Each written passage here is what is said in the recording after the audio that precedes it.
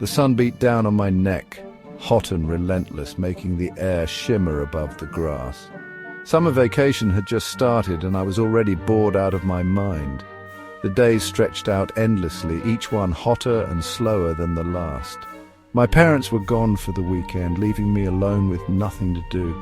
The house felt too quiet, the silence broken only by the distant hum of lawnmowers and the occasional bark of a neighbor's dog. I'd played every game, watched every movie, and scrolled through my phone until my eyes hurt. Even my favorite snacks tasted bland. So desperate for something, anything to do, I decided to dig. I grabbed my dad's old rusty shovel from the shed and picked a spot behind the big oak tree where the grass grew wild and untamed. My plan? Dig a really big hole. Maybe deep enough to make a secret fort, or at least to see how far I could get before hitting something interesting. The first few scoops were easy, the dirt soft and cool beneath the surface. But soon sweat stung my eyes, my arms ached, and the sun felt even hotter. Still I kept digging, imagining treasure chests, dinosaur bones, or maybe a secret tunnel, though I expected nothing but rocks and roots. Just as I was about to quit, my shovel hit something hard, a loud hollow clang that echoed up through the handle and into my hands. My heart jumped. I'd hit something that wasn't a rock. For a moment I just stared, frozen in surprise and a little bit of fear. Suddenly I wasn't bored anymore.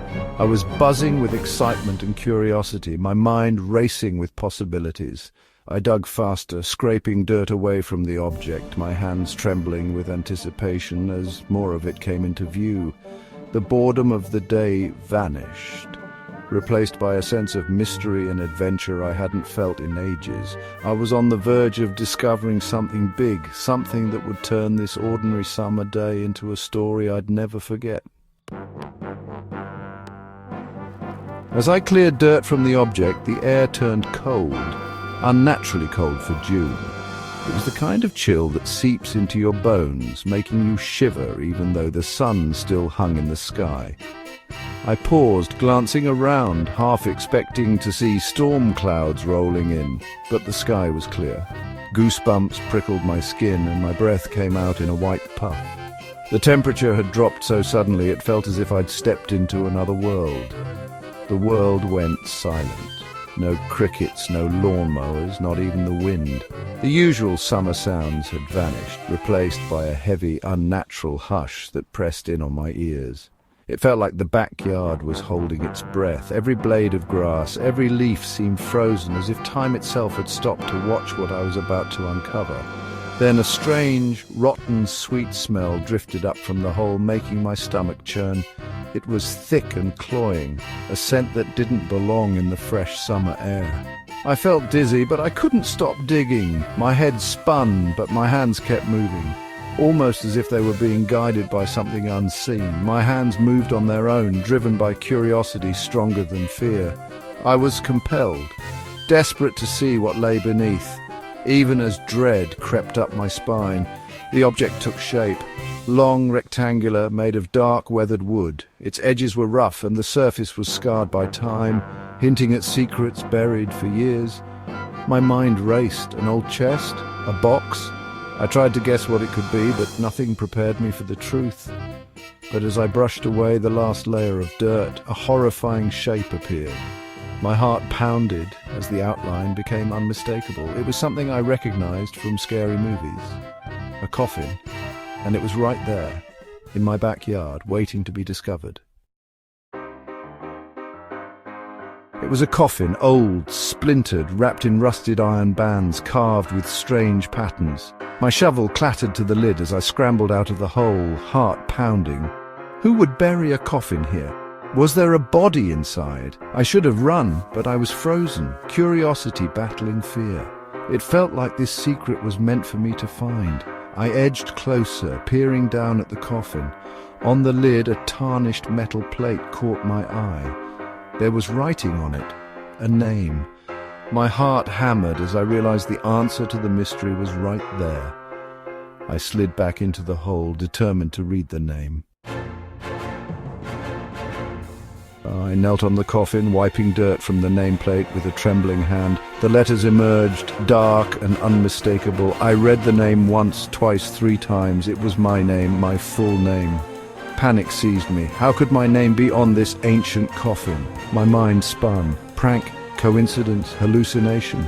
I pressed against the dirt wall, trapped with a coffin bearing my name. I squeezed my eyes shut, but when I opened them, it was still there. The coffin, the name, my name. Then a new sound, a soft scratching noise. It was coming from inside the coffin. Scratch, scrape. The sound of fingernails on wood coming from beneath my feet. At first I thought it was just my imagination, a trick of the old house settling in the night. But the noise grew sharper, more desperate, echoing up through the floorboards and into my bones. My heart stopped. Something was inside, something alive, or once alive. I stood frozen, unable to move, as the realization crept over me that I was not alone. The air felt thick, heavy with dread, and every instinct screamed at me to run, but my legs refused to obey. The scratching grew frantic, then came a muffled groan and a thumping from within. The ground itself seemed to tremble, as if something below was fighting to break free, desperate for air, desperate for escape. I pressed against the dirt, paralyzed with terror. My breath caught in my throat, and I could feel my pulse hammering in my ears, every muscle in my body tensed, waiting for the nightmare to end. But it only grew worse. The banging grew violent. The coffin shook. The earth above it shifted and cracked, as if something monstrous was clawing its way up from the depths. Iron bands snapped.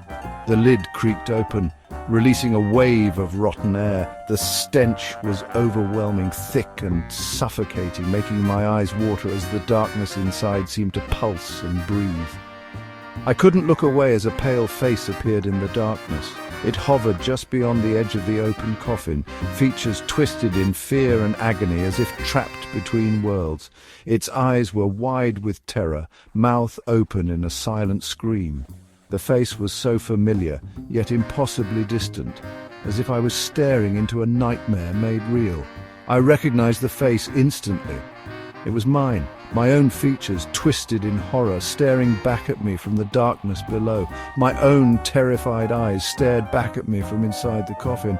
It was as if I was looking at a reflection, but one that moved on its own, pleading for help. Then icy hands shot out, grabbing my ankles. The touch was cold as death, sending a jolt of panic through my body, rooting me to the spot. They pulled me toward the darkness. My screams were swallowed by the earth as I was dragged closer, powerless to resist the grip of my own nightmare. And the last thing I saw was my own face, pulling me in, eyes wide, mouth open, as if begging me to join it in the endless dark.